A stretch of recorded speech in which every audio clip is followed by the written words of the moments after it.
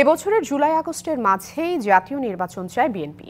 এ নিয়ে দেরি হলে রাজনৈতিক ও অর্থনৈতিক সংকট বাড়বে, একথা জানিয়ে বিএনপি মহাসচিব মির্জা ফখরুল ইসলাম আলমগীর বলেছেন, জাতীয় নির্বাচনের আগে স্থানীয় নির্বাচন নয়। তিনি জানান, বিএনপি ক্ষমতায় গেলে স্বৈরাচারের বিচার অগ্রাধিকার পাবে। সংস্কার শেষে দ্রুত জাতীয় নির্বাচন আয়োজনের দাবি জানিয়ে আসছে বিএনপি। সোমবার দলের নীতি নির্ধারণী পর্ষদ জাতীয় নির্বাহী কমিটির বৈঠকে এ নিয়ে আলোচনা হয়। মঙ্গলবার গুলশানে বিএনপি চেয়ারপারসনের কার্যালয়ে সংবাদ সম্মেলনে বিস্তারিত তুলে ধরেন দলের মহাসচিব। বলেন, যুগপৎ আন্দোলনে থাকা সবাই দ্রুত নির্বাচনের পক্ষে।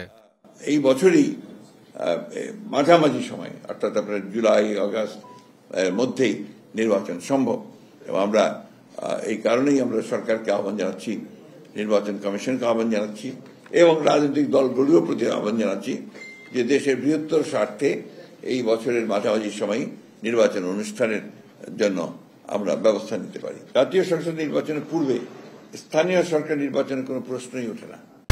কালার এক্সপার্ট, জর্জ স্যাপ এবং মাইল্ড অন হ্যান্ডস টেকনোলজি সমৃদ্ধ অরিক্স ক্রিস্টাল ওয়াশ আপনার লন।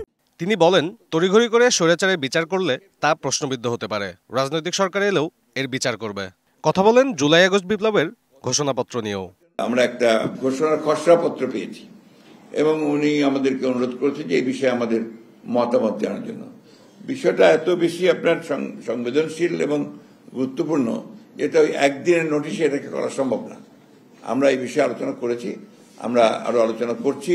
আমাদের উপরে তো অত্যাচারটা সবচেয়ে বেশি হয়েছে, তা আমরা ফ্যাসিস্টদের বিচার করবো না তো কে বিচার করবে যদি আমরা ক্ষমতায় আসি? বাজারে দামের ঊর্ধ্বগতির মধ্যে নতুন করে বেশ কিছু পণ্য সেবায় ভ্যাট এবং শুল্ক বাড়ানোর সমালোচনা করেন বিএনপি মহাসচিব। দ্রব্যমূল্যের ক্রমাগত যে ঊর্ধ্বগতি, এই ঊর্ধ্বগতিতে আমরা গভীর উদ্বেগ প্রকাশ করা হয়েছে। একদিকে নিত্য প্রয়োজনীয় দ্রব্যাদির মূল্য বৃদ্ধি, ক্রমবর্ধমান মুদ্রাস্ফীতি, অন্যদিকে ভ্যাট ও অন্যান্য করের হার বৃদ্ধি অর্থনীতিতে নেতিবাচক প্রভাব ফেলবে বলে সবাই মনে করে। ভারতের সাথে হওয়া চুক্তি জনসম্মুখে তুলে ধরার আহ্বান জানান মির্জা ফখরুল। সাব্বির রোজ, ডিবিসি নিউজ, ঢাকা।